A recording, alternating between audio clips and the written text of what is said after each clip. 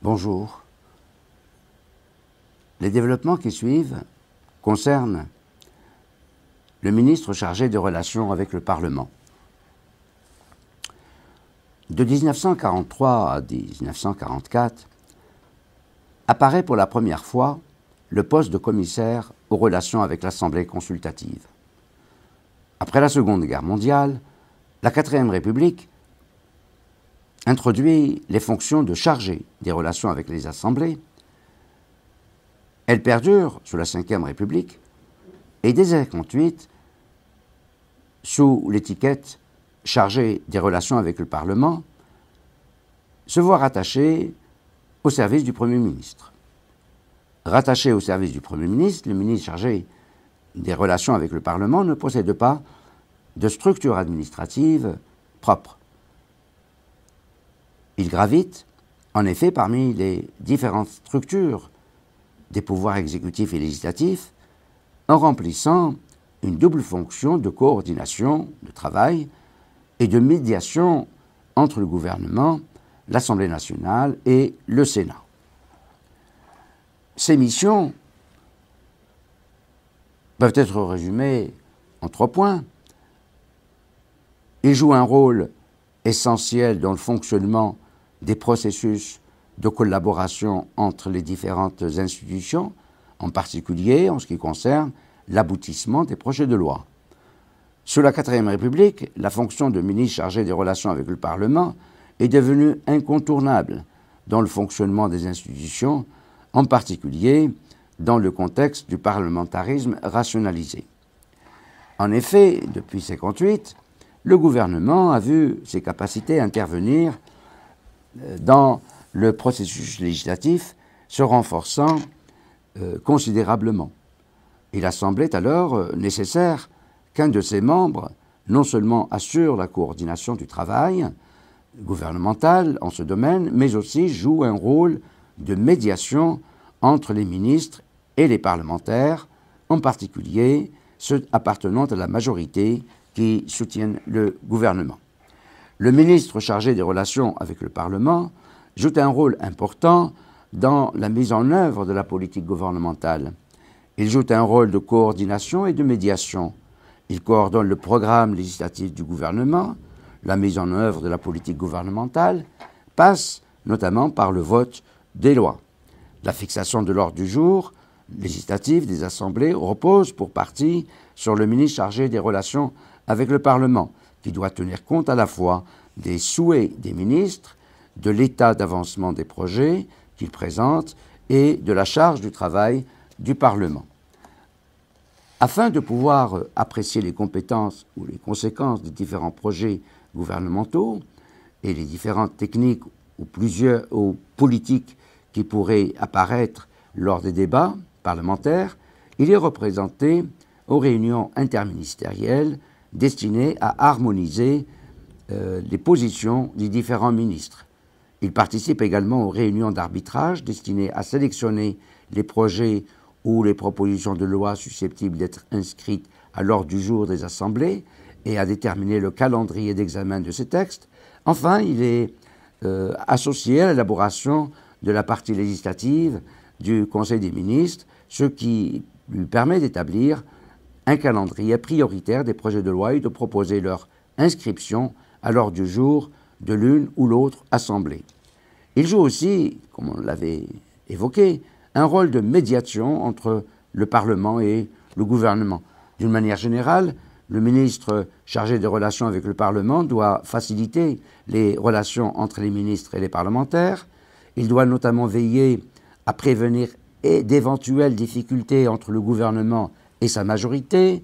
Dans ce cadre, il participe aux réunions des groupes politiques de la majorité auxquels il transmet des informations sur l'activité gouvernementale, ce qui lui permet d'alerter ses collègues sur les réactions des groupes et les positions des élus. Il est traditionnellement également présent lors des réunions entre les principaux responsables de la majorité. Le ministre chargé des relations avec le Parlement participe à la programmation du travail des parlementaires et assure leur disponibilité. Il contribue à l'élaboration du l'ordre du jour. Le ministre chargé des relations avec le Parlement assiste aux réunions de la conférence des présidents de chacune des assemblées, chaque semaine à l'Assemblée nationale et toutes les 3 semaines en moyenne au Sénat. Les conférences des présidents se déroulent autour du président de l'Assemblée concernée, les vice-présidents, les présidents des commissions permanentes et, le cas échéant, les commissions spéciales en cours. Le rapporteur général de la commission des finances, le président de la commission des affaires européennes et les présidents des groupes politiques afin d'établir l'ordre du jour de l'Assemblée. Si avant la révision constitutionnelle de 23 juillet 2008, le gouvernement bénéficiait, en application de l'article 48 de la Constitution, d'une maîtrise quasi totale sur l'ordre du jour des assemblées, il partage désormais cette compétence avec ces dernières. 5 ans après la fondation de la Ve République, la réforme constitutionnelle de 2008 propose pour la première fois une réforme d'ensemble des institutions françaises, visant principalement à renforcer le rôle du Parlement et à rénover le mode d'exercice du pouvoir exécutif et à garantir aux citoyens des droits nouveaux. Cette réforme entend permettre l'avènement d'une démocratie plus équilibrée, sans remettre en cause les traits essentiels de la Ve République. Cette réforme, en premier lieu, met en place une série de dispositions visant à revaloriser le Parlement en lui accordant des prérogatives nouvelles. Le Parlement bénéficie d'une plus grande maîtrise du travail législatif grâce notamment à l'institution d'un partage de l'ordre du jour entre le gouvernement et le Parlement, à la diminution des cas de recours à la procédure de l'article 49.3 de la Constitution et à la revalorisation du travail des commissions hors loi de finances et loi de financement de la sécurité sociale ou loi constitutionnelle.